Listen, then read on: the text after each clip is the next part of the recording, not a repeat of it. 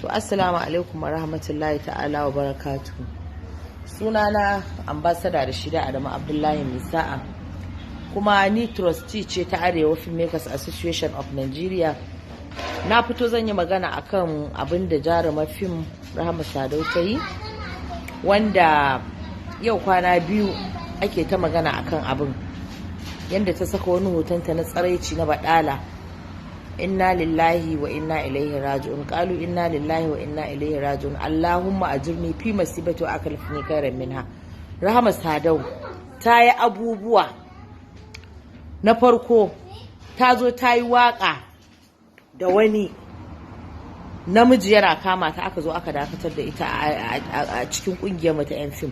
A lokacin da aka yi wannan abin ta nemi afuwa. Kusan ina ɗaya daga cikin mutanen da na nema wa Rahama Sadau a matsayina na mace kuma shugaba a masana'antar Kannywood, na nema mata afuwa akan abin da Rahama ta yi. Aka zo aka ƙara yin kashi na biyu. Rahama Sadau ta zo ta yi birthday, ta saka wata riga ta tsaraici wanda tsaraicin ta fito a ciki. Aka zo aka ƙara, aka yi ta maganganu a lokacin ban tofa tawo ba, amma a wannan karan ba na tare da Rahama Sadau, maganar Allah da ma'aiki.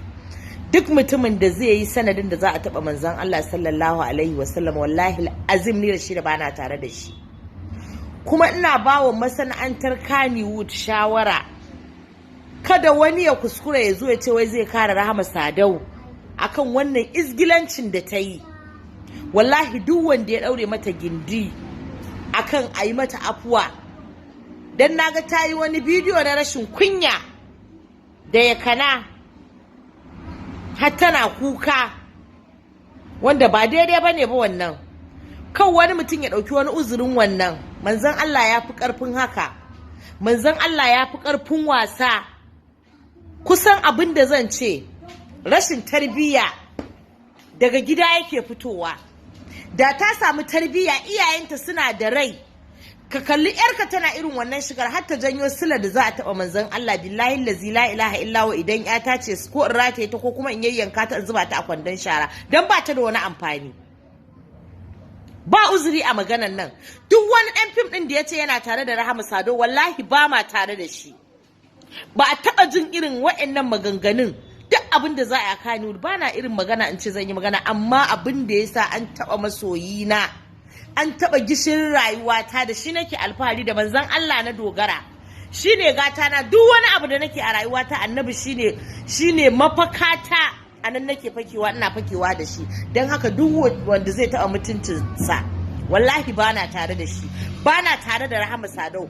Ina Allah wadare da wannan abin da kika yi, Allah wadare da wannan abin da kika yi. Da Allah Ubangiji ya jeho ki a cikin kungiyar Kannywood. Wannan kika zo kika assasa masifa, ake kallon, ake cewa ni bakin ciki na ma da ake cewa fim ce.